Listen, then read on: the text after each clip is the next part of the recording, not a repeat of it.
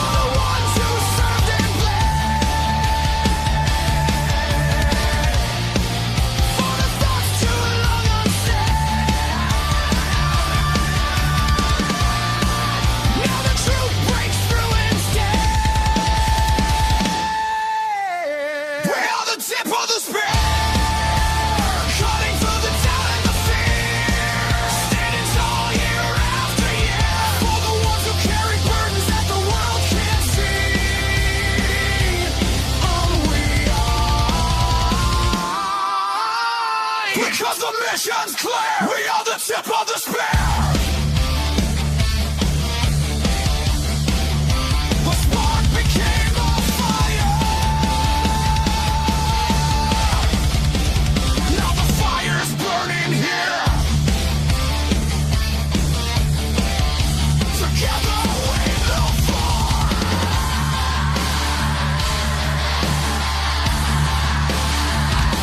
The tip of the spear. Welcome, everybody, to Tip of the Spear. How is everybody doing? Gunny, we'll start with you. How are you doing, sir? Good, man. It's been a good month since the last time we all came together. You know, we had Christmas and New Year, and I took a trip to Africa and, support down there, and came home to cold weather and a crap ton of snow. Right. Mr. Ty Cobb, how are you, sir? I'm doing good. I feel embarrassed to even say we had cold weather compared to you guys from the north, but it got down in the 20s here, and it about freaked everybody out in Harris County. So, oh man, Rich, how are you doing down there in Tennessee, my brother? I was about to say I feel embarrassed to say I'm in the north compared to Ty because Tennessee, but Yeah, we're not doing well. My street got plowed today, so I can actually drive out without doing donuts the whole way down the street. So that's pretty awesome. And schools, of course, are closed throughout the week because it's too dangerous for kids. So kids today have it a little easier. Heck yeah. Mr. Matt Johnson, how are you, sir? Oh, I'm doing good, man. I was gonna say, throw some snow chains on that golf cart and get it. You know? Hell yeah. Put some studs in the tires. Yeah, Heck I'm doing yeah. good. It's been busy, but busy is always good. Lots of ventures. Heck yeah. So it's been a month, and there's a lot that's happened in the last month for HomeFront SitRep, and with the weather and everything else. And I'm just excited to be back here on the show with you guys, working on some new things, working on a song for Ty. He's very picky on what he likes. But man, I feel like I'm toxic as fuck with this because not only do I hate auto-tune, but now we've got AI auto-tune. That's why I was like 0 lyrics at all. I hear you. No, I'll get it right. Don't think I won't. I'll get it right for you. I appreciate you trying, bro. Hey, it's fun for me. It's relaxing. It's calming. And you just got to give me a direction that you want. And I think I'm getting there. I'm getting there closer and closer each time.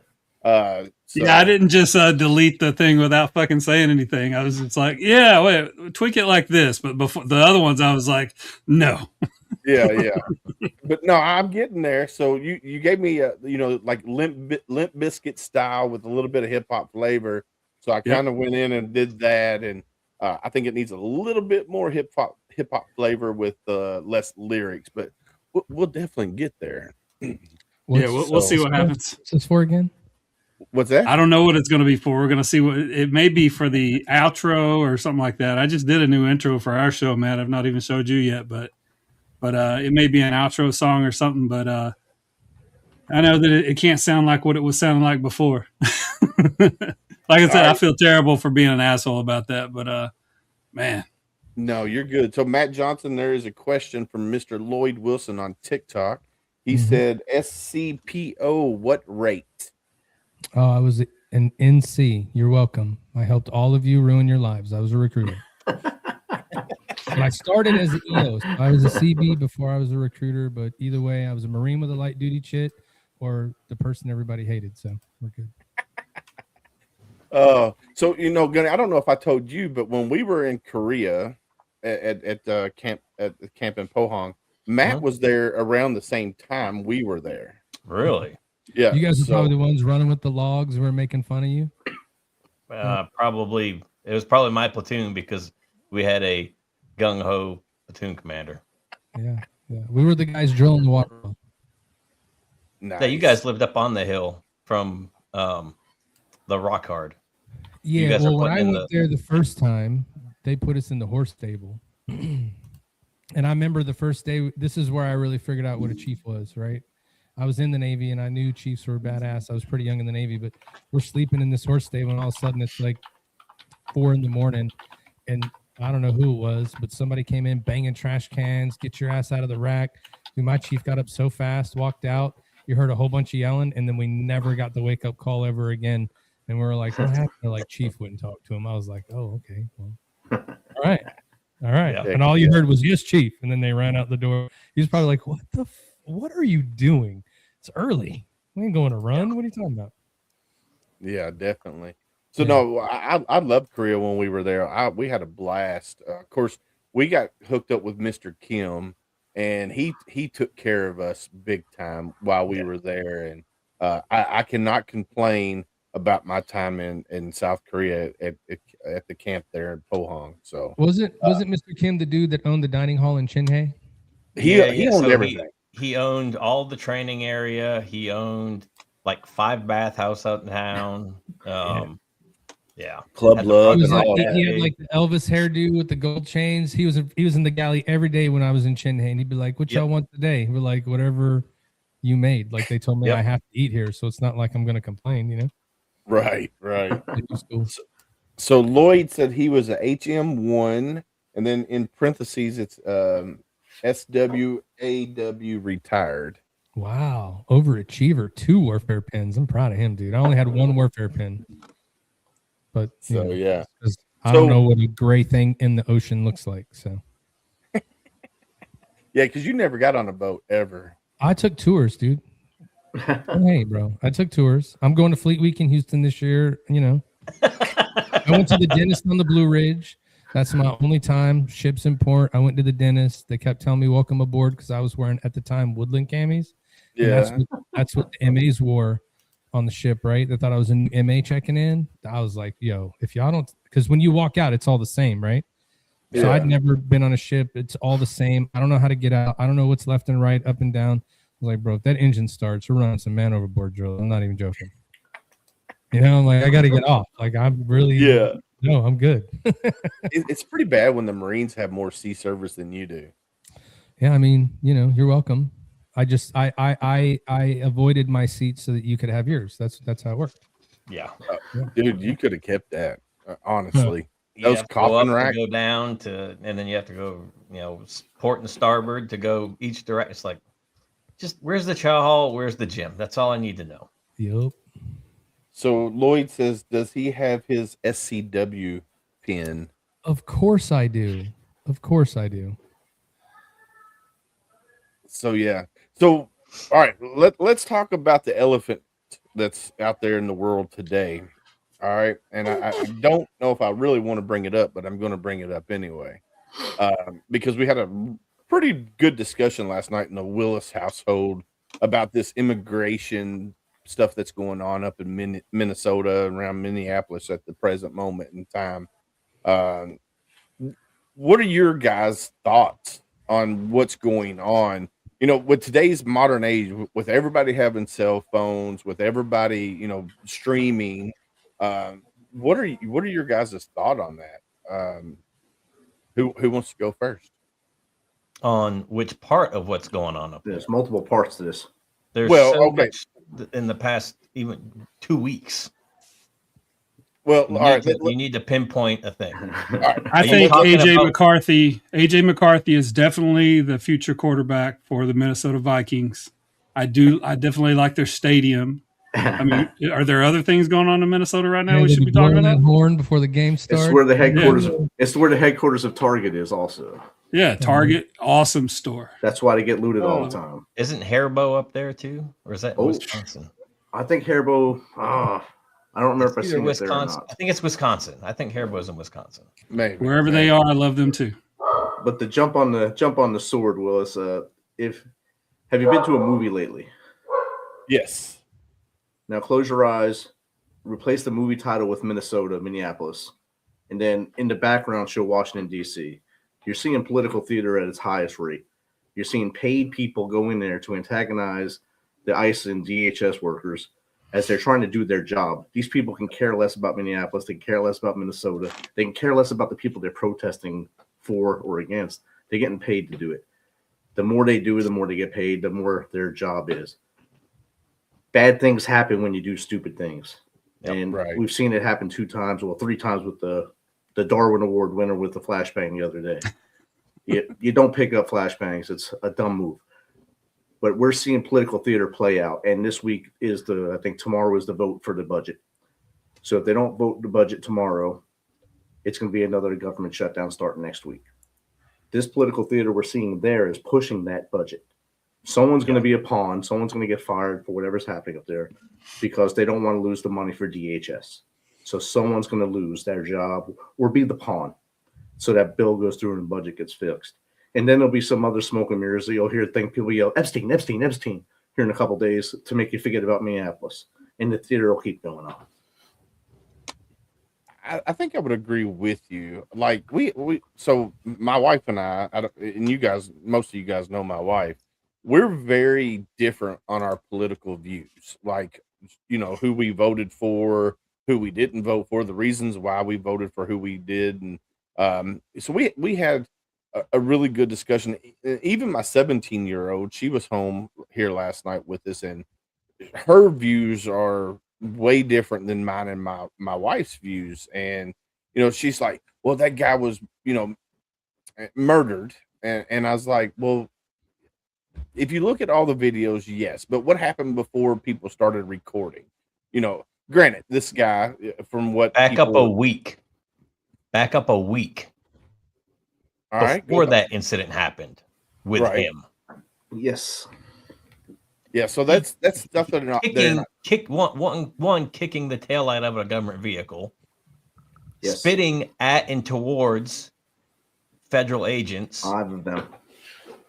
So it wasn't just that one singular moment with that guy. There's more than just what happened to him 2-3 days ago.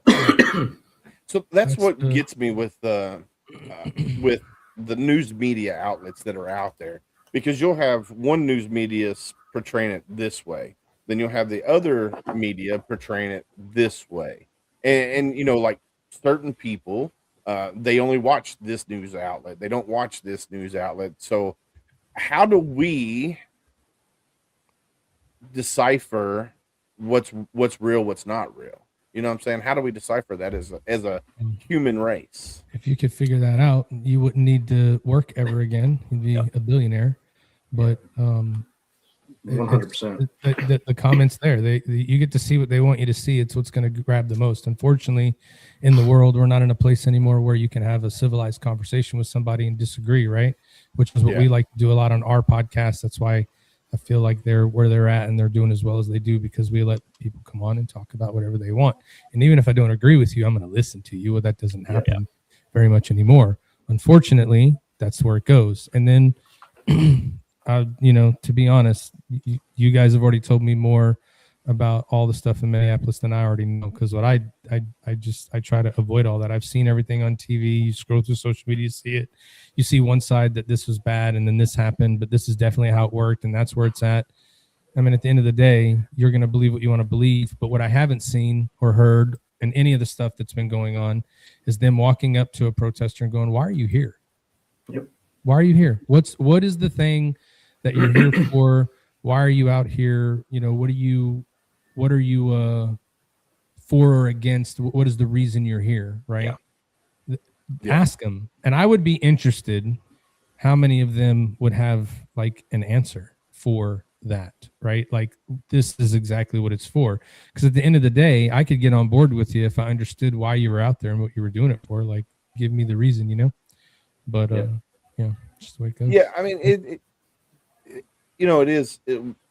is hard to have a civil conversation with people, especially because everybody wants you to believe what they're saying, you know, it's coming out of their mouth. And I will tell you right now, I'm like you, Matt. I don't listen to a lot of news because it's so fake. Everything is fake. I don't care what station or what news outlet it is. It's all biased. Like, you know, they want you to believe what they want you to believe. And I tell Julie all the time, and I thank you for joining, Miss Julie. Hi, Julie. Hi, Julie. It's, you know, news media, and Rhonda said it, you know, they want us to see what they want us to see. And then Julie will tell you that, like, your algorithm on TikTok, your algorithm on Facebook, if you watch a video, that's what all you're going to see in your news feed. So I'm like you, Matt. I don't pay attention unless it gets to a heated point where my wife and my kids are talking about it all the time. Then I tune in, and my daughter told me, she goes, "Hey, you got a platform, but you never talk about this stuff." And I'm like, why do I want to talk about this stuff and be part of that? She goes, "Well, your silence says a lot." And I'm like, yeah, does it though? Like, what does silence say?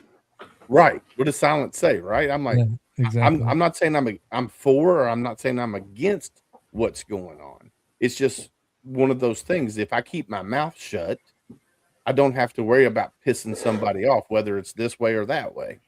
Yeah, I mean, you have all that craziness that's going on in Minneapolis right now. The last couple of weeks, all the hoopla around ICE has been up there, right? Well, here's the thing. It's ironic that happens right after all the fraud of money in Minnesota comes out. Now, all of a sudden, we've got all these protests going on that kind of take you away from there. We talk about it on our show sometimes. Here's the deal, man. Like, whatever they can throw to keep everybody, you know, all up in arms where they're at. The real question, Ty brings this up the best, I think. The real question is, what are they really doing? Like, what's really going on? What is the real end goal, and what does it mean to be there? And we're never going to know. We're never going to get an idea, and we're never going to be able to understand that, because all people want to do is fight, scream, yell, bitch, complain, bicker, and then that's all you're going to see. And so, it's horrible to say this. It is, and I know that I live in the United States of America. I'm proud to be an American, but I live in Texas. I don't live in Minneapolis, so I could give a shit. That's just where I'm at right now, because it's not right out there in the front door. You're not seeing it every day, right? It's a bad way to look at it, but man, you can only digest so much of that for so long. You know what I mean? Where it goes out like that. But if you look at all their camera shots and the stuff you see, of course they're standing in front of the freaking immigration building. Of course that's where they're at. Where else are they? Because that's the only place that they're feeding from. You know what I mean? It's like, is it really that big or is it not that big? It's just so hard to tell. And so the best thing you can do is, read the Minneapolis newspapers, see what they're saying. Yeah. Well, it's one thing of being a peaceful protester, but it's another thing when you are an agitator. Yes. Right. And should he have died? No, absolutely not. And, I feel for his family, but the fact that he put himself in that situation again a week later, knowing that he'd already had a pretty intense confrontation with him before. Mm-hmm. He shows up with a firearm, whether he exposed it or not. He wasn't carrying his concealed carry. So why are you showing up at a peaceful protest with a firearm to begin with? Oh, wait, but you're not. You're agitating. You're doing what you can do to get views, right? Yeah, but let's be honest, too. Most people that are doing that stuff to get those views and clicks and showing up and doing that, they're not thinking before they go. They're just like, this is a great fucking idea. Let's do it. It's kind of like us jumping off of a trampoline into a pool from the roof. Like, that's gonna be cool, but then when you break your bones, you're like, oh, it wasn't a good idea. You know what I mean? Was that you in that video? Yeah. Are you thinking it through? Are you again, ask the people, like, why are you out here? What are you doing? Like, it is cold as shit. Listen, I know it's cold in Kentucky. You got cold. It is cold as hell in Minneapolis, dude. Yeah. Like, what are you doing outside? First off, it's cold out here. So here, this is one. Frank said it right here. No, not wrong one. If you're going to go to a gathering to confront authorities, you should not be carrying a loaded gun. So I'm going to give you. So I carry mine everywhere I go. I mean, it goes with me everywhere. Now, if I don't go to protest because that's not my thing. Like, it's not something that I go to do. But would I carry a loaded gun to a protest? If I was going, maybe I would. I don't know, because I don't do those things. What do you guys think about carrying a loaded gun to a protest? What do you guys think? Well, if you look at the video from the 5 days ago from him starting and kicking the vehicle and getting jumped by the 5 ICE agents, he had the gun there too. It never exposed itself, really. You can see it in his back. It's there. So he carried it both times. The second time, it was actually identified, and it was probably the same guys he fought with the last time, so they identified him right away, knew he was an agitator, not just a peaceful protester. And things go downhill quick. Once that many people are involved putting hands on, bear sprays out there getting sprayed, or whatever pepper spray they're spraying, things go downhill so fast. Now you're taking things that we would take seconds to think about. They're happening in nanoseconds. Everything's happening in nanoseconds at that point. So by the time you even get to reach for that weapon that you think you're going to protect yourself with, it's over, because there's 5 dudes with guns on you. 5 dudes that are trained to kill you are on you. It's like bringing a knife to a gunfight. Very true. And we know that doesn't work. I get that. I mean, I get that. And a lot of states have. A lot of states have, like, I know Kentucky used to have a permit for your concealed carry. Now anybody can conceal carry in Kentucky. And I think a lot of states have. Yeah, I think a lot of states are going to that. So me personally, I'm pro 2A. Like, I love guns. I want to keep my guns with me, and ain't nobody ever taking them from me, right? If you're going there to agitate or to get in conflict with me personally, I think it's stupid that you're carrying a gun. I mean, that's just me personally. because that just those officers of the law are going to feel threatened if they see a gun, and any movement can be considered. Hey, he's reaching for his gun if he's reaching for his ID, and then right here, carrying without his ID or without his carry permit. Now, some states don't require permits, like in Kentucky, they don't require permits. I don't know what the law is in Minnesota, but I know that it is. is. So that you is have the law. to. Yeah.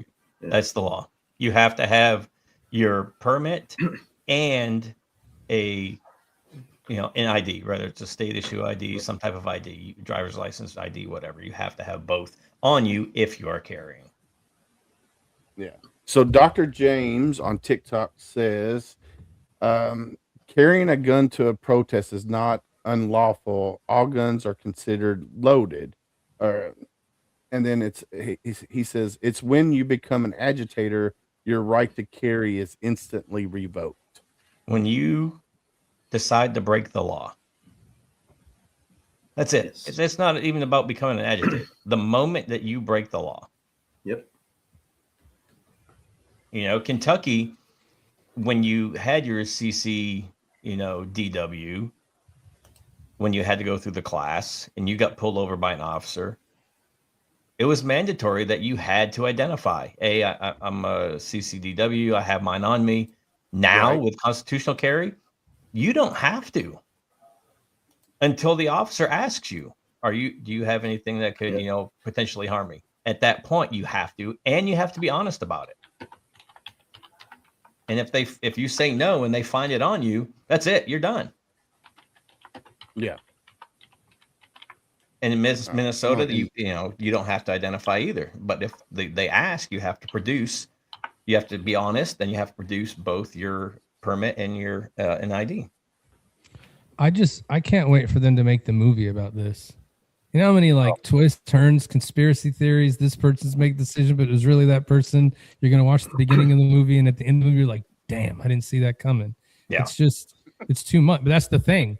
So we spend all this time talking about that stuff, and there's just the government's about to shut down. People are not going to have jobs again here. And you don't hear anything about it. You don't. Well, you do hear about it. You hear you need to cut this funding for these people or they're not going to pass or whatever, but there's so much more, to worry about. There's a lot of other stuff, but it's this thing hits, then this thing hits. It's one after another. Why is it always Minnesota? Like, honestly, it's always Minnesota. I don't know. It seems to be in the past few years, Minnesota. Maybe popping off up there. Cesspool. It's probably so cold, in the wintertime, they're thinking of all the cool things to do. And when the summertime comes, it's like everybody after COVID, they're like, we're outside. And, just goes there. Let's burn this place down. All right. It's crazy, man. So I just invited, what's up, Stephen LaMonica? How are you, sir? Shannon Book, he'll be joining us here in just a second. Navy Corpsman. So we'll have another Navy guy in the house for you, Matt. There you go. So we'll get his take on it. And I'm trying to see if Dr. James wants to join as well.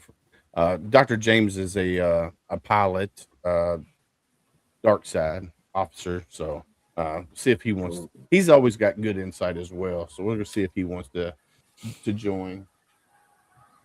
So other than the craziness that's America. At the end of the day, don't break the law. Other than the craziness that's America, what else can we talk about? What kind of good shit's happening? Let's go there. Let's talk about some good things. What kind of good shit you got going on in that Army training of yours, Rich? Well, we got a tactical pause for the first time ever in my military career because of the snow. So they actually pulled them out the field because of the snow. Did you guys get ice as well, or you guys just snow? We got snow first, and then like 3 inches of ice right after it. So they got pulled out before this first flake came down. Because the general didn't want to lose anybody. So they were supposed to go back this week, but next week we'll go back out into Operation Lethal Eagle 26.1, and I'll be flying UAS against them, Red Air, and see what I can do to make their lives even more miserable while they're freezing on the ground. Nice. There you go. So I didn't ask at the beginning, but I'm going to go ahead and ask now. What did y'all think about the new intro video and song? I like the fact that it's a lot shorter. Yes. Why is it so long? I can tell there was auto tune in there. Oh no, I'm sorry. No, it is long though. It is long. It is long. I mean, it's 4 minutes long. Why though? Why do you make it 4 minutes? Well, because he wants to include all the guys, all the podcasters, all the words and every show. You know. Well, if you noticed, each one of the segments was different branches. Like it started with Marines, then Army, Navy, Air Force, Coast Guard, then Space Force. So I had videos for each one of them, right? And then there's a spring. Welcome to the show, Shannon. How are you, sir? Hopefully he can hear us. Can you hear us, Shannon? All right. He's working it. Yeah, he's working on it. Still in the Navy. Water. Look, Julie said you should live with them. Oh hell! I don't know how you do it. You God can't bless pronounce. I don't know how she does it either. Honestly, Can't pronounce Qatar. Can't pronounce Eastern. I mean, I don't know. So I got some nerdy shit for you to talk about if you want to talk about fun stuff. All right. Yeah. So today, of course, is January 28th, and then January 28th, 1986 is when the Challenger exploded. Yeah. But so we'll remember them. I remember where I was, and I'll ask where you guys were in a second. But the good news is that the Artemis 2 rocket is going to be launching as early as February 6th, and it's going to go around the moon and come back with a manned flight. That'll be the furthest people have been outside the UV zone since the Apollo missions. So that's pretty cool. So I think next year they're going to actually land on the moon. So I need to take a picture of the flag, make sure it's still there. Yeah, exactly. Take a picture as you're going by. So I know where most people will be February 6th. Where were you guys January 28th, 1986? Because I can tell you, I was I think I was 11 years old. I think I'd just gotten home from school. It was supposed to have launched during the day. I think it got either delayed or maybe they didn't let us watch it at school. But when I got home, all I saw was just the Challenger had exploded, and Krista McAuliffe had died, who was a teacher, and she was supposed to be doing some great and wonderful things for the Space Administration, doing a couple classes from space. And then I guess she was supposed to tour. And of course, all the astronauts died. So where were you guys when that happened? Julie said she was 2. Julie's 2 years old. My God. I was in 6th or 7th grade. I don't remember. I think 7th grade. Oh, man. And we were watching it in class, and all of a sudden we saw, the explosion, and everything just went dark, and we didn't do anything the rest of the day. Yeah. Yeah, I was in school as well. And after it went dark, we didn't do anything else either. Frank said he was a first. You guys hear me? We can hear you. Can you hear us? I can't hear you guys at all. That's weird. I was a sophomore in high school. I was skipping gym class, but sitting up in the bleachers. I was sitting in the bleachers probably with some girl I just met or something. And nice. And then air salt. And the gym teacher just stopped the PE teacher just stopped everything and told us all to go back to our homerooms. I was like, damn, right in the middle of this, huh? Shit. So went down, that's what we found out. But the William L. Dickinson High School, St. Richard's on the Hill. Up there. This could be the end of the world, girl. Yeah, I mean, come on. That's it. We've got one long hallway to go through. Let's go. What's going on, fellas? What's going on, Shannon? Can you hear us now? I can finally hear you. I had to default some stuff. There's some gremlins and shit going on in the studio. I don't. Well, Sam Gunny has that trouble all the time. He gets in there. My gremlins are 19 and 15 and don't leave my shit alone. That's the problem. Well, you'll have that as a dad or a gunny. One of the two. Yeah. Well, do us a favor, Shannon, since you're new to the tip of the spear. I know who you are, but a lot of these guys don't. So introduce yourself if you don't mind. Thanks, brother. I appreciate it. And by the way, thank you guys for having me on here. My name's Shannon Book. I'm a retired Navy corpsman. I spent most of my career with First Marines. I did two deployments to combat. I've done a ton of deployments. I've done 2 combat deployments with 1st Marine Division, Al Nazaria and Fallujah, 2003 and 2004. I am now a singer-songwriter. That's what I do. I travel the country and I try to keep our hopes up and connect us back to civility. And so I try to keep our hopes up, and I try to keep us connected to the community that we live in. So that's me in a nutshell. I come from Kentucky. I've got 2 kids. I've got a great fiance in the other room who's basically my manager. I live in Austin, Texas, because every place else can kiss my ass. And, whatever. So that's me in a nutshell, boys. He lives in Western California. No, I just came back from I was in Anaheim for NAM for a whole week, man. I've forgotten what. Listen, man, I will tell you right now. I used to ride ambulances in Compton. Used to have to carry, and it's an entirely different world, man. Yep. It's an entirely different world. Like where did we stay? We stayed in. We stayed just outside of Anaheim, and it was gentrified as all hell. Man.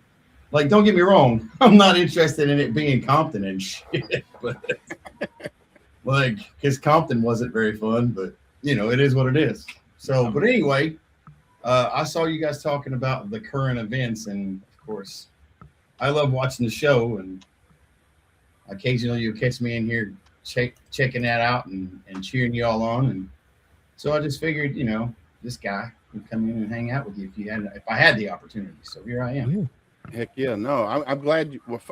First off, I'm glad we finally got you on the screen, and I know I got to get you scheduled for HomeFront SitRep. I just need to get your email and get you up here because I've been following you for a while. Like I found you through Hero Fest with that organization, and then I with Label 22. I had Brian Romans on the show, and talking about Romans Warrior Foundation and Label 22, and I love your music. Like I can just sit back and listen to it, and it's really good. So if you guys, Ty, Rich, and Matt, if you guys haven't heard him or listened to his music, you probably need to check it out. He's got a story that would be great for your show. And I'm already interested. Okay, Shannon, how old are you? I'm a Gen Xer, brother. That should tell you everything you need to know. Yeah. Okay. I'm 50 years old. I'm from Corbin. So I just read your profile. You're from London. What the hell? That shit doesn't happen. You guys neighbors. You guys could be cousins. They might be. We're probably related.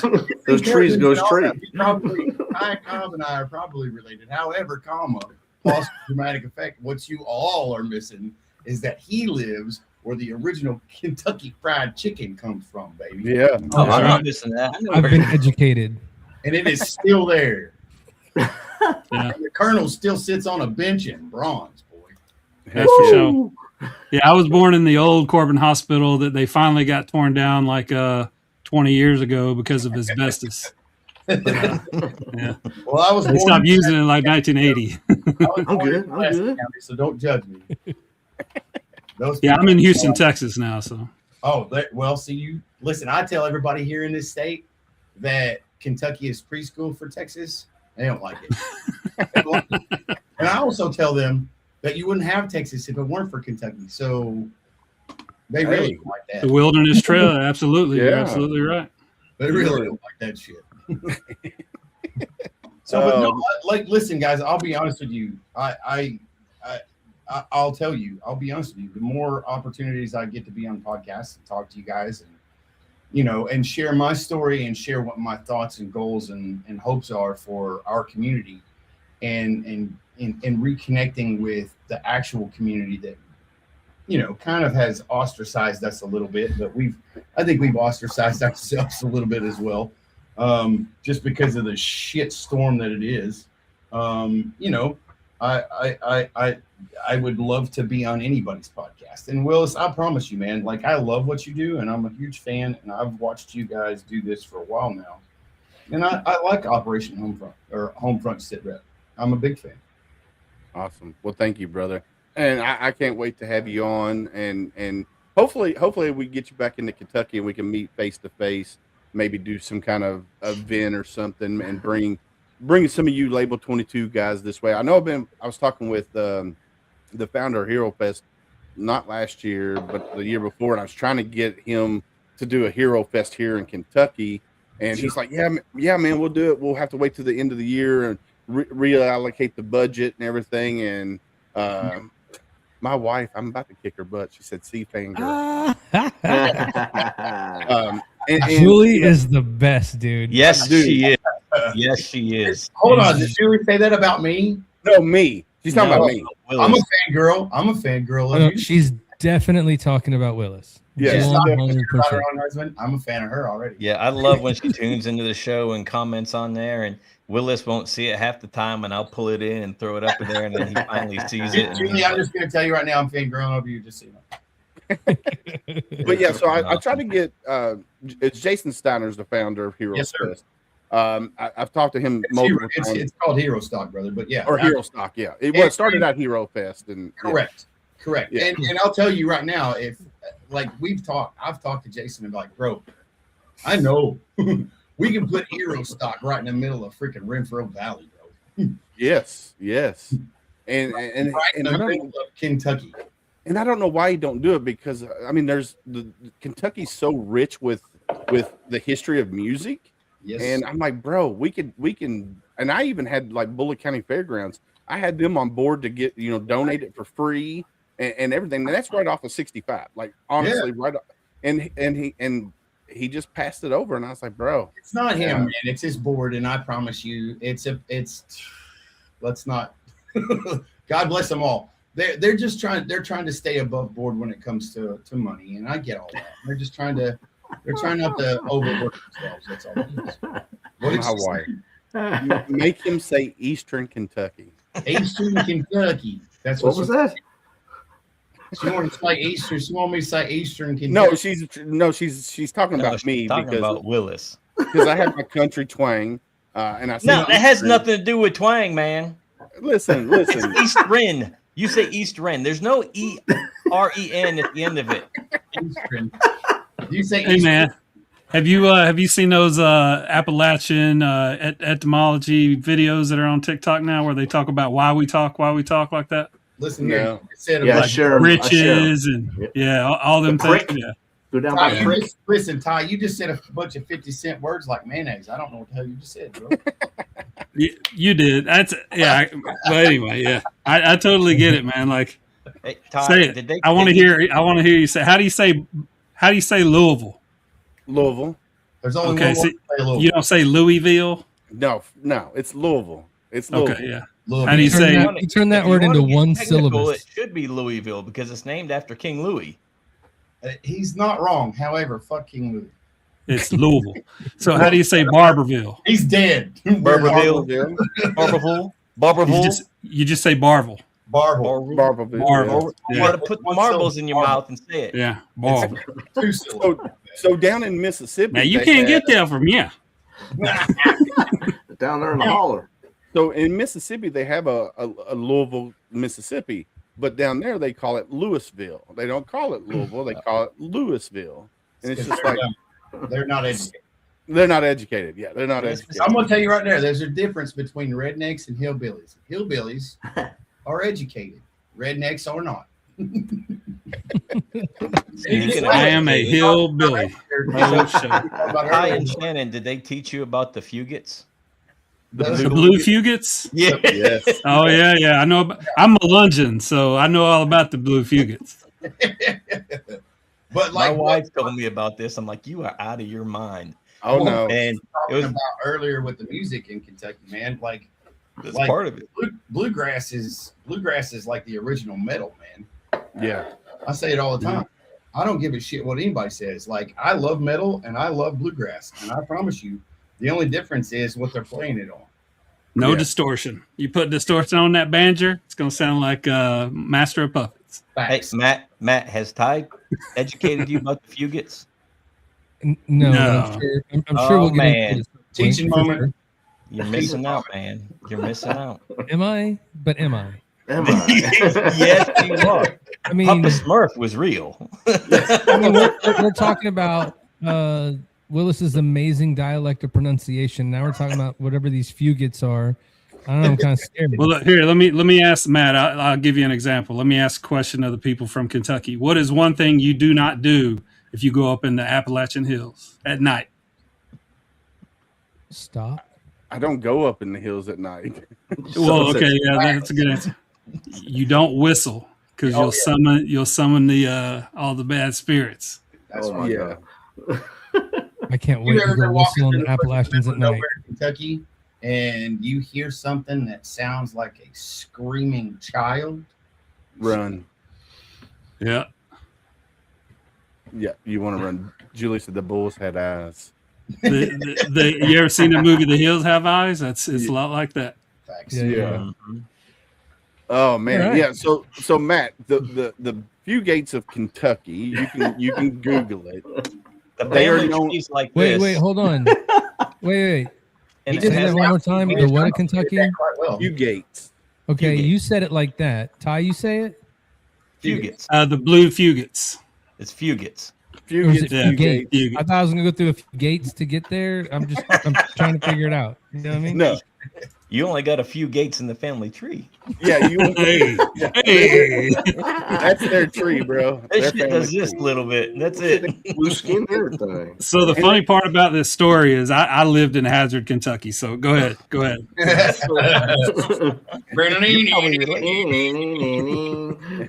So they are known as the blue fugits of Kentucky because their family tree goes straight. Like there's no branches, right? The whole family tree straight. my And God. they actually developed a skin condition where they turn their skin blue. The pigment turned blue. So when people say Smurfs are not real, you can go, yes, they are real. Look at the blue fugits of Kentucky. So there is a family tree, and you got the dad and the mom, and then you got the kids, and then you got the dad sleeping with some of the girls, and the mom sleeping with some of the boys, and then the dad sleeping with should be the grandkids. It's all messed OG up. West Virginians got it. Oh yeah. So whatever the hemoglobin in their blood and whatever, the inbreeding just intensified it, and it turned the pigment blue.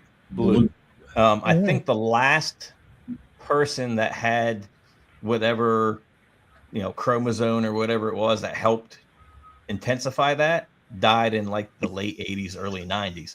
But I met a fugit down in South Carolina, and he was from Kentucky. I'm like, can I ask you a question? He goes, yes, I was. Didn't even give me the question out. And he's like, you're not going to ask me something that hasn't been the first question out of everybody's mouth. Exactly. Right. I mean, I had to know. I mean, my wife told me about it, and I told her she was full of it. And we went to the library, and this one we were back in 2001, 2002. And we went to the library, and I looked this up. I'm like, you have got to be kidding me. That is the most Kentucky thing I've ever heard in my life. You're not wrong. You are not wrong. Like, listen, when you can sit on the front porch and listen to grandma pick a banjo and spit her freaking Levi Garrett in a fucking Folgers coffee can, Ding. like, I'm not kidding you. Like, I watched that shit sport. growing up. Hey, we're gonna detail the dog. You know how you detail a dog? With an axe. I have no idea. With an axe. Oh, That's what I grew up watching. We're gonna cut the tail off of this beagle because he doesn't need it. Screw him. That's how they did it. They did it with axe. All right, Shannon, I'm gonna put you on the spot, bro. Bring you it. You were just strumming away over there. You want to do a song? Sure. Let's see if we can make that happen. Let me see. Does he have his Folgers can with him? What'd you say, Rich? Does he have his Folgers can with him? Got some red man long cut. I got some Copenhagen. I'm still some discussion. Yeah, we're good tonight. Yeah, we're off the rails tonight. Way off. Yeah, the we're rails. definitely off the You rails. never know what's gonna happen on tip of the spear. I'm gonna say it's my fault. No, it would have You guys went were off off the the rails. rails before I got here. Yeah, this panel here definitely was going off the rail. We tried. sometimes We hard were to- serious for 26 minutes. Not even. Not even. Not counting the intro. Yeah, I was going to say counting the intro. Oh yeah, counting the intro. Yeah. Can you guys hear that? Yep. Really good. Yes, sir.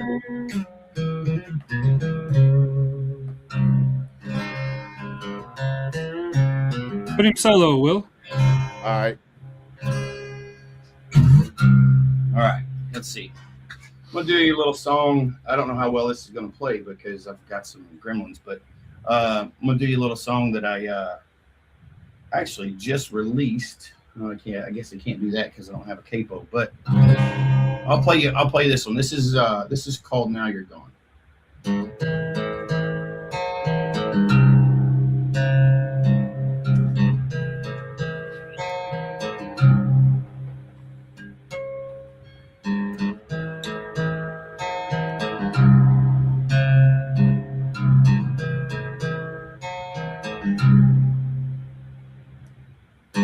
Fight for you is all I've ever known. Hold you close is all I've wanted.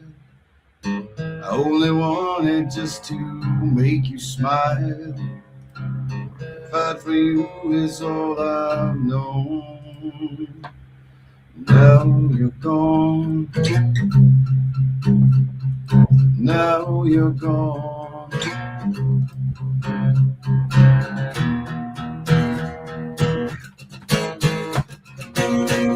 It's in the wrong place, trying to make it right.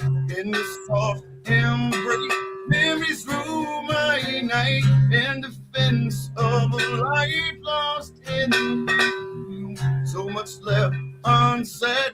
What else can I do?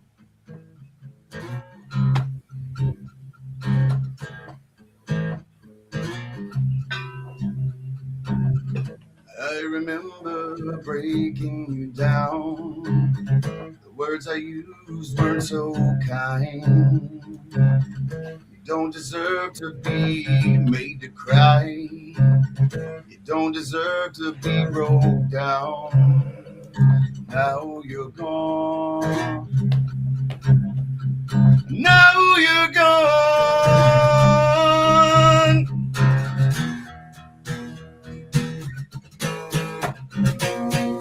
It's in the wrong place, trying to make it right. In the soft embrace, memories rule my night. In defense of a life lost in this gloom. So much left unsaid. What else can I do?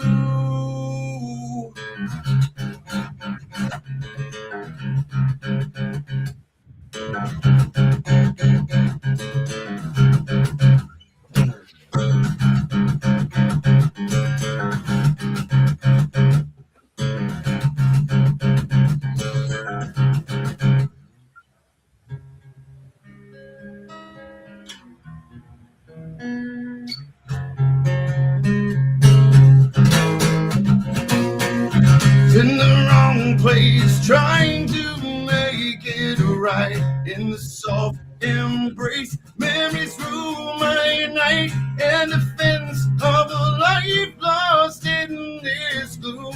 So much left unsaid. What else can I do?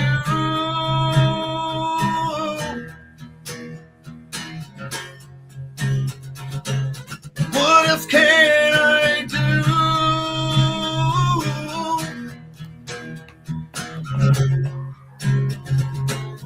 What else can I do?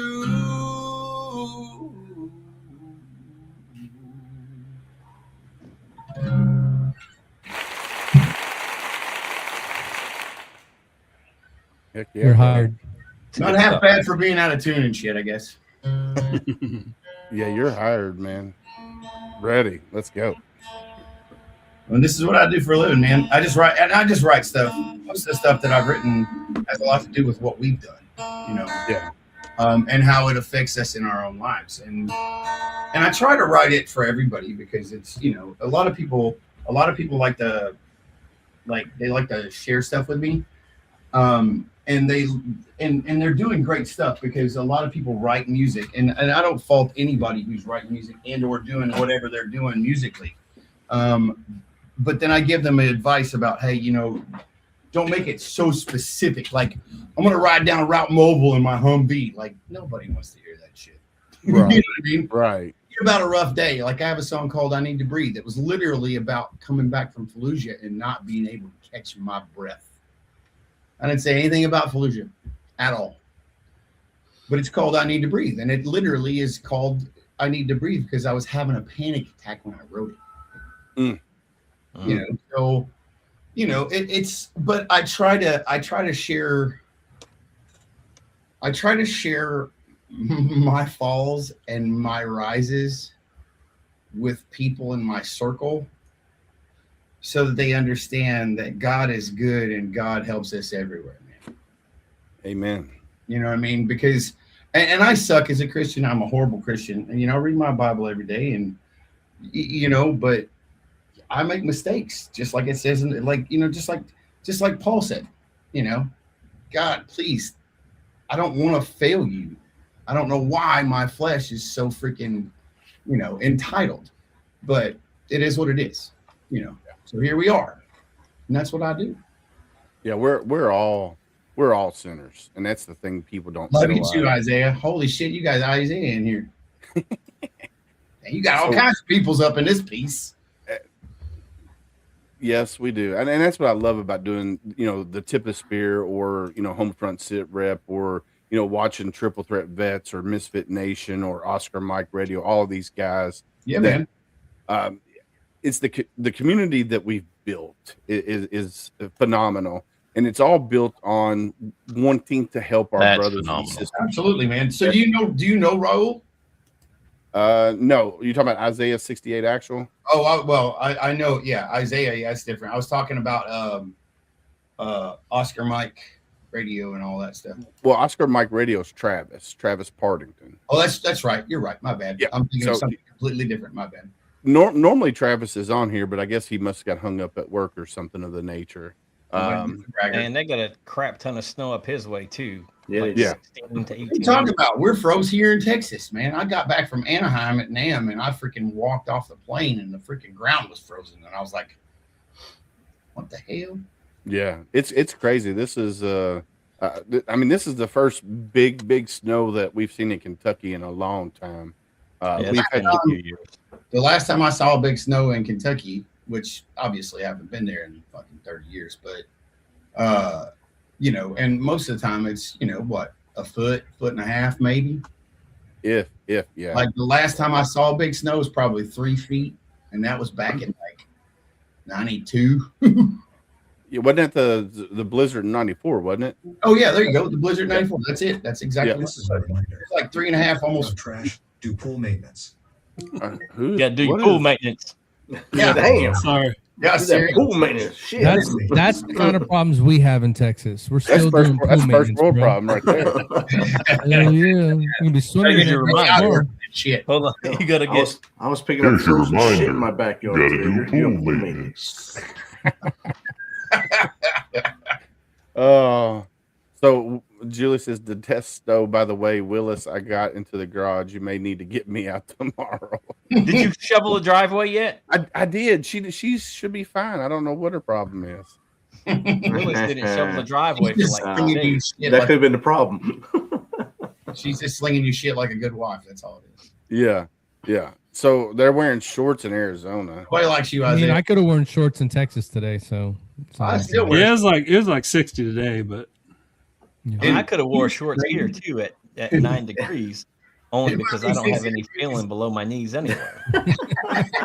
you should have totally done it.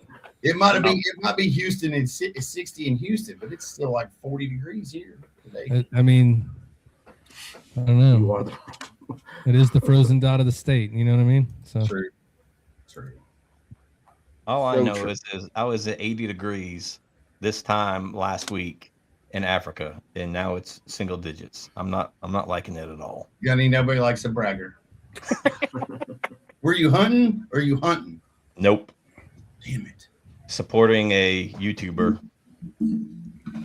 Julie's in the comments starting trouble. You are the Dude. problem. Yes. Oh know, yeah, man. yeah. She gets it, man. I love it. Like I said, I love it when she gets on the show because she'll start putting stuff in there, and Willis won't put it over, or he don't see it because he's too busy engaged with the guest, and I'll just slide it up in there so everybody can see it. Ding, ding, ding, ding. It's like she's singing a Morgan Wallen song the whole time. She's Right, typing in here. right. Like doing it phrase by line by line. Yeah. Yes, You are the yes. problem. You are the problem. And then she's I going to think- type in a minute. I might just be the reason. I'm just kidding. It About that was whole a ice. joke. Julie, don't hurt me. It was a I joke. heard you guys talking about that whole ice situation earlier, man. I don't understand humanity today. I just don't. No. I don't. When I was growing up, my dad said, "You're gonna do right, or you're gonna get your ass beat." Yep, It's fair. that's the problem. Right. Fact. Mothers of America got soft on whooping their kids' asses. That's the problem. Well, I'll tell you, it's bigger. I think it's bigger than that. I think they've literally. Lack of discipline.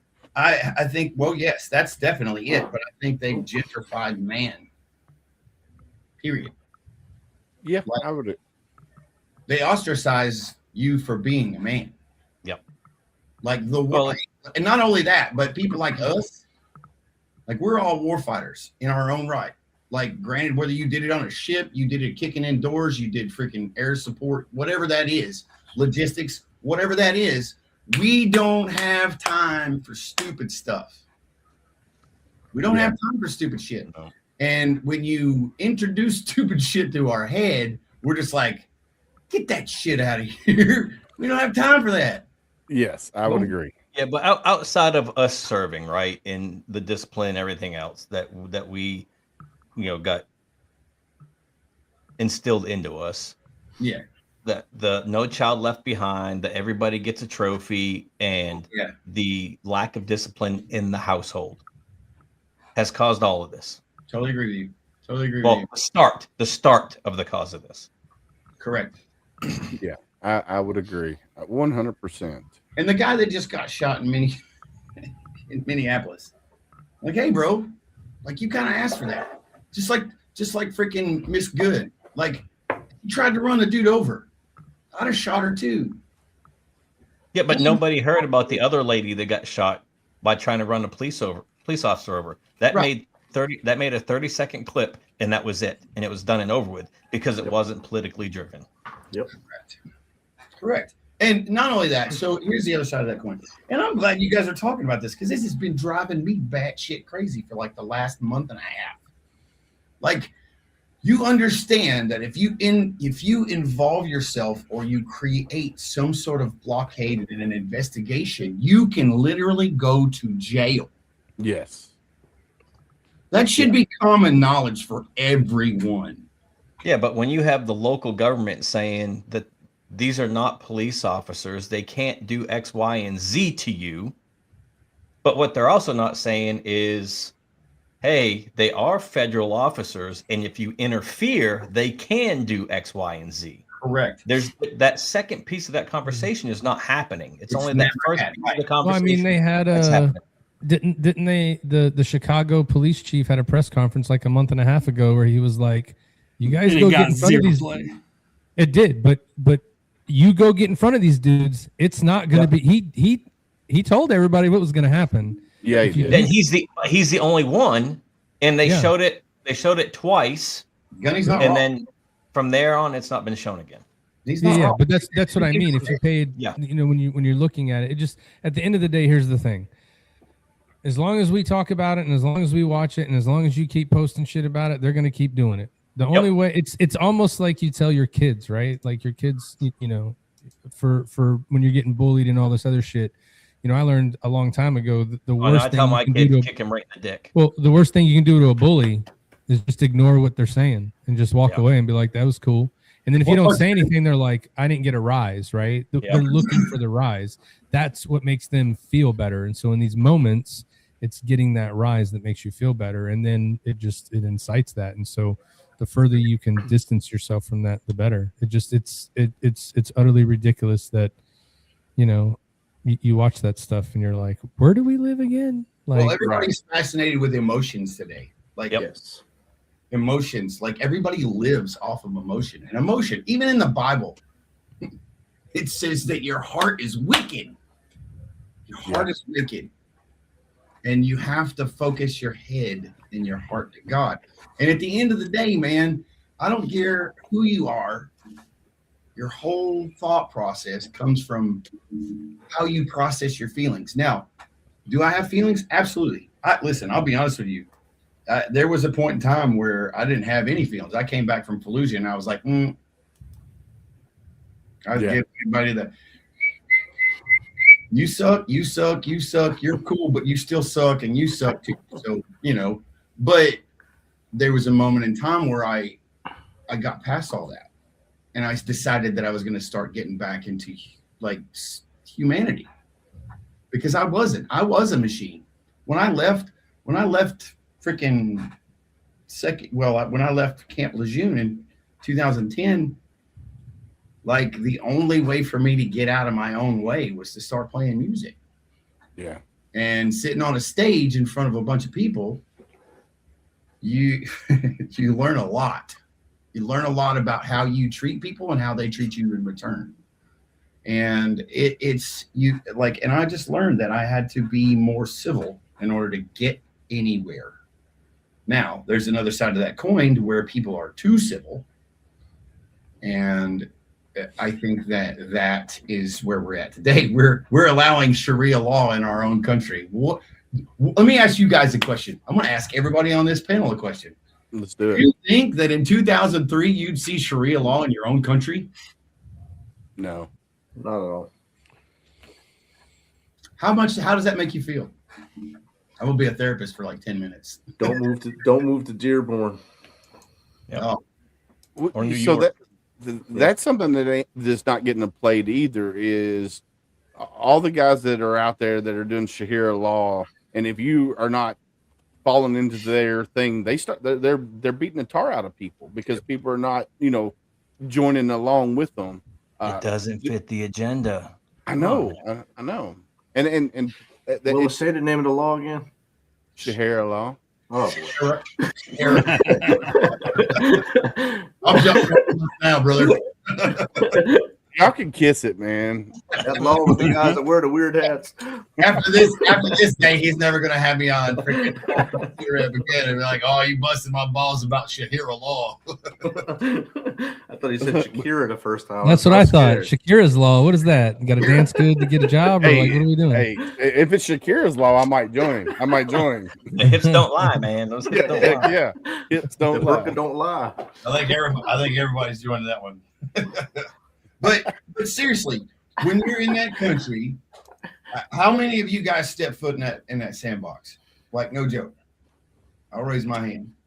Okay, so 3 of you, right? I'll be honest with you. Did you see any outside of the common person who's trying not to die every day? Did you see anybody who would not literally steal the shoes off your feet? Not really, no.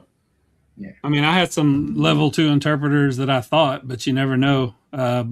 Yeah. I mean, as soon as you wouldn't give a little kid something, they'd throw something at you. So if the little kids hate you, then of course all the tribal elders and the sons of seven sons, like everybody. I was in Afghanistan for 3 years of my life, Right? And I know those people hate me. Yeah, I mean, oh yeah. Listen, there's a reason my kids have never been on the internet. Because I'm pretty sure there's some redacted shit in my record. We don't need to talk about it. You know what I mean? Because I'm pretty sure I'm on a list over there too. I wasn't there married long to a enough to make stripper. the list. I did strip once in Al-Nazariyah. It was weird. What? My wife is talking about things that are BJ before Julie, and she's throwing it out there in chat. I don't know why. I don't. Hell yeah! It's because you didn't go open that garage, man. Like it's like my buddy Matt Johnson always says. Yeah, people are like refrigerators. It matters what's inside. But I'll tell you this: we get trained and we react a certain way, and we have a new thing on our show called the Blue Falcon of the Week. And I really believe that we've become our own worst enemy when it comes to a lot of this stuff because Some of the notes I have for the segment tomorrow is nuance does not trend, context does not go viral, thoughtfulness rarely outperforms anger. And all these points are from Vincent Rago Vargas, who is a U.S. Army Ranger, Border Patrol, BORTAC, BORSTAR, author, He was BORTAC producer. guy. Yeah, he's one of them guys that went out and like tracked people, did interdictions, and then also learned how to save lives, like the. Vincent's still doing that stuff. He's still doing that stuff while he's acting. Yeah, absolutely. Yeah, and yeah, so he put out a paper. Protest slogans harden into identity. Counter slogans harden into resistance. Soon every issue becomes a loyalty test instead of a search for truth. And until we start thinking about what the actual truth is, the truth is that the federal agents, whether it's been politicized or not, the people that are out there doing the work, they're serving warrants. You know, they're doing their jobs. Yep. If you get in front of those people, even though I think I said on the last show, the first shooting with the good lady was, you know, in the spectrum of what I would call a good shoot, but there was questionable tactics that I think we need to train up on. And then the second shoot, however you feel about how the shoot was, I thought it was a bad shoot, but however you feel about that politically, you got to separate that from the fact that those people are there to do a job, and the job that they're doing is commendable, because we don't need people that are undocumented in the country, because it is a drain on the people of Minnesota. It's a drain on the people of wherever. Not just that though, man. Like, think about what those guys think about. Remember your stress level in Afghanistan, and then think about what the stress level is right here in your own hometown. Oh yeah, that's exactly why I say that we should never even mention the word defund. We should refund. We should train our officers better, because I feel like we're failing the officers. They're not equipped to deal with fucking people. Like, once you start putting fireworks from a protest standpoint, once you start blowing the whistles and it becomes a fog of war, and there's actual spitting, kicking, you know, interdicting, putting their cars parallel or perpendicular to a flow of traffic. These are all things that law enforcement says. Sitting in the middle of a freaking highway or an interstate. Are you kidding me? Yeah, but those are the things that are happening. So I believe that we can train the officers better because they deserve it. Sure. I'm on the side of the officers always. What's really happening is they're serving the warrants that come to their office. Basically, they're just out there doing the warrants. And I don't know. I've been to jail once. Politicization of this. That's the part that we've said on our show many times. If you want to learn how to talk to people, whether you're Democrat or Republican, come holler at the two senior chiefs and me on our show.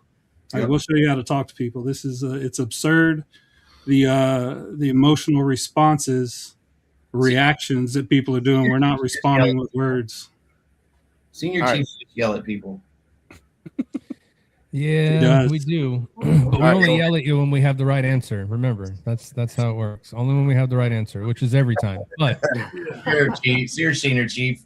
But I mean, think about it this way. If you look at how it's all going down, we even talked about this. There comes a point in time where you feel like your ideology turns into your identity, right? And those are two different things. And so sometimes people are chasing the ideology because they think it's a good thing, and then they want to turn that into their identity, because we all know people, we've seen people, and you're probably looking at people now that when you see them post or say something nowadays, you're like, where did that come from? Right. And it again, it's that thing where if you see it so many times, you're going to have an opinion on it. And no matter what happens, there's a good, there's a bad, there was a right, there's a wrong. And we learned this in the military. I don't care how perfect the mission went. We can always learn something from it. Something did not go down the way that it needed to, and we need to get better at that. And so that's why there's a debrief after every friggin' mission. Yeah, we learned real quick. You're never going to be perfect, because nobody's perfect. No matter how great you did it, I can find some reason why you didn't do it good that you can get better on.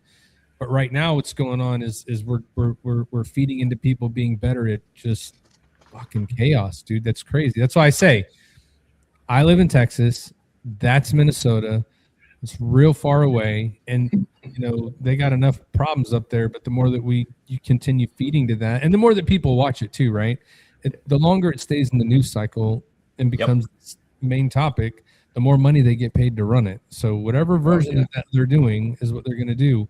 And it just like, oh my God, man. I'm And gonna those tell guys don't help either. I do not look forward to the next 9 months, dude. 10 months. Oh my God. I am tired of seeing all the ads now. I don't even want to see another one, dude. I don't even care. Like, Right. I don't even want to watch TV because I don't care. And this is what I see in this. I don't care what you want to label yourself as. This is what frustrates me. You're throwing a label on yourself if you're running for these offices where you're supposed to do what your constituents want. Yep. Now you've put a label on it, whether that's from the left, the right, this way, that way. Doesn't even matter what the label is. And that's the entire premise of the ad. So I'm supposed to vote for you because you have this label. Well, Yep. Or you had the best teardown of your opponent. well, I don't even, I want to know what you're going to do. Tell Right. me how you're going to fix it. Right. I don't care what side you come from. I don't care what color your hair is. I don't care about none of that. They're gonna tell you, but they're not gonna do it. Yeah, They're not even telling you right now. All they're doing is feeding those acronyms that are from those things to be, this is why you should vote for me. And now you're further turning this into a tribal contest. Like it can't, like we can't do that.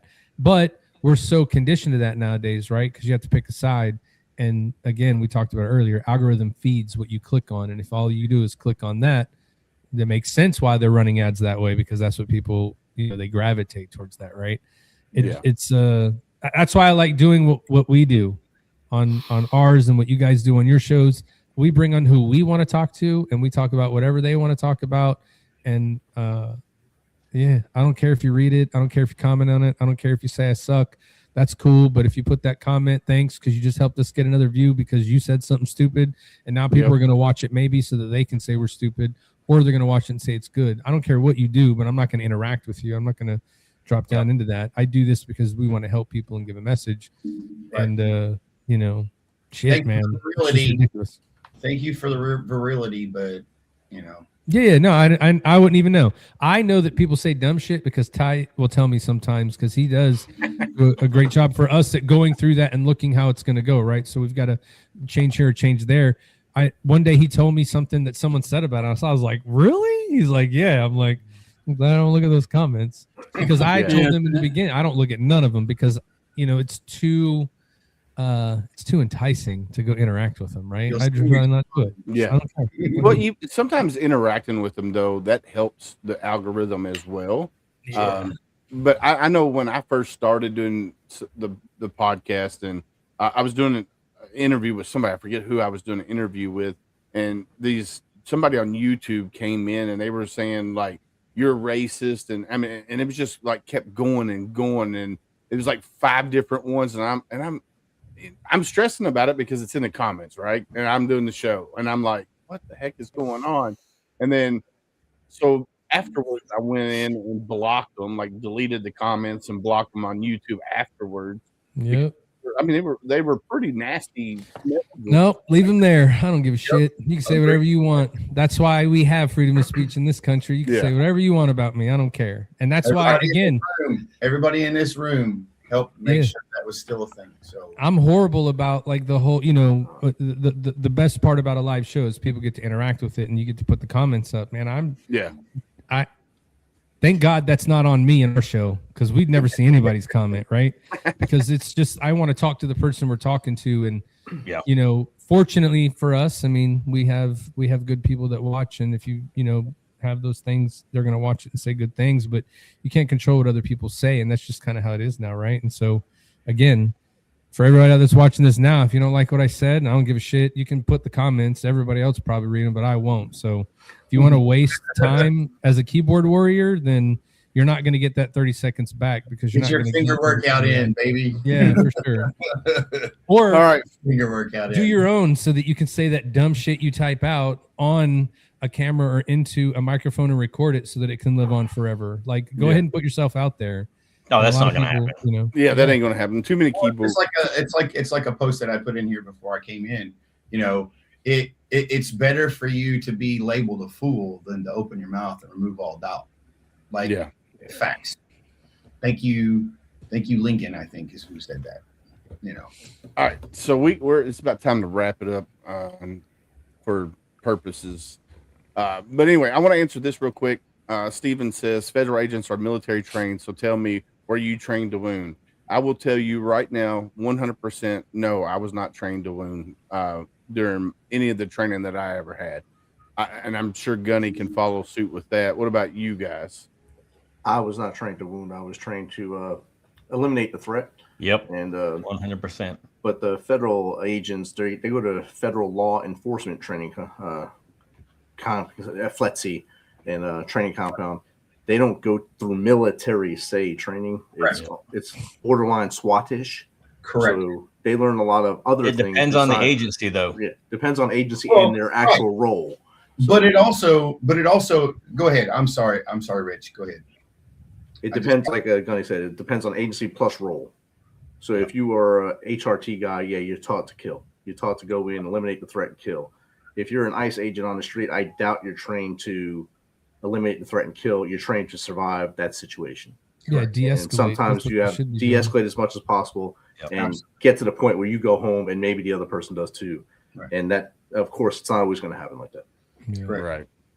Yep. Yeah, all right, fellas. The FBI doesn't go through Flexi. They have their own training cycle. The same thing with the DEA. They have their own training thing. You know, it used to be combined with the FBI, but then they've branched off and they have their own stuff. Right. But a lot of the other agencies do go through Flexi down there in Texas. And, you know, some of the training that they're doing, it is de-escalation, but they are training to eliminate the threat if need be. Right. Well, when it comes to a threat, like, first of all, everybody needs to remember we're talking about threats. And the fact that people don't understand the complexity of that word, you know, injury or loss of life. That's what we all know as a threat. Injury or loss of life. Now, that being said, those are extreme. Those are extreme. However, when you start talking about running a beat as a cop or doing an ICE raid or whatever that is, your job is to fulfill the mission and come home with the least amount of damage. That's what they're trained to do. That's exactly what they're trained to do. That's what we were trained to do. However, we're also trained to continue on blanketing shit and fire. It is what it is. You know, but did we do that the entire time? No. There were moments where we were having HAOs and NEOs where we were freaking doing med caps and stuff on the rivers and like taking care of people and putting people back in their houses and building houses and all this other trash. So, restoring water, restoring electricity. But none of that stuff gets talked about because it's not sexy. Correct. We might damage a city, but we rebuild the infrastructure before we leave. It's a fact. It's not sexy like the Blue Man Group or Shakira Law, but here we go. Let's finish it up. All right, let's wrap it up. All right, Rich, you know the drill. Eastern time zone. All right, Rich playing your guitar. Rich, you know the drill. Let's wrap it up. All right, tip of the spear. It's been great. We see you every month. Next month, I want to see you all back here again because, as I say on my show all the time, a day tomorrow with you is 100% better than one without you. Do not give in to the darkness. Pick up that little phone that you carry with you all the time. Dial 988. Find your friends. 988 does help. Follow the prompts. If not, look in your wallet. Have that 1-inch piece of paper with 3 names on it that you always want to call. Call them dudes or dudettes. Get them in your face. If not, contact any one of us on this panel. We will talk to you until you get where you need to be. Till next time, peace. Senior Chief? Well, you know, I always go into thank you for listening. We appreciate people taking time out of the day to watch what we're talking about. I would leave you with this, though. Form your own opinion. You may read a lot of stuff and see a lot of things go down, but you're always taught to find the truth. And when you go to find the truth, that's where you form your real opinion. So instead of jumping on a bandwagon, go investigate it for yourself and come out with your own conclusions. If you do that, then you'll find that things are a lot different than what you see or what you hear. So, Ty Cobb. I appreciate being here with you, Willis. Appreciate the panel tonight. Great to meet the guy from London. I did a friend request. Look forward to talking to you more. That's not every day you get to meet somebody from my part of the world. Tune in on the every Thursday to the Triple Threat Vet podcast with myself, Matt Johnson, and Al Hero. And see you next time. Mr. Shannon Book. Listen, I just want to say thank you guys for having me on. Willis, thanks for inviting me. Thank you guys for sitting here and listening to me talk, ramble, and rant. Check out my music. Wherever you get your digital music. And yeah, I want to kind of echo what Senior Chief says. Form your own opinion, man, and form it with education. Educate yourself on the realities of things. Go back to paper, go back to books, and go back to things that aren't easily corrupted, because those things are going to give you real history, real information, and real data. So it's my 2 cents. God bless everybody. Gunny? Oh, that's the ugly dude. If you're having a problem finding your post-military purpose, follow your passion. I guarantee you find your new purpose. Amen. Amen. Amen. All right, ladies and gents, I just want to say this right here. We in HomeFront SitRep with this phrase. This is one of the phrases, but right here. In the silence of your struggles, remember, though unseen, you are deeply held in the hearts of others. You are not alone. Amen. The uniform may come off, but the bond remains. And together we heal, we rise, and we carry each other forward. And the key word there is together. Together we heal, together we rise, and together we carry each other forward. And if we do that, then this world will be a much better place. So, ladies and gents, like we always say, stay safe out there. We got your 6.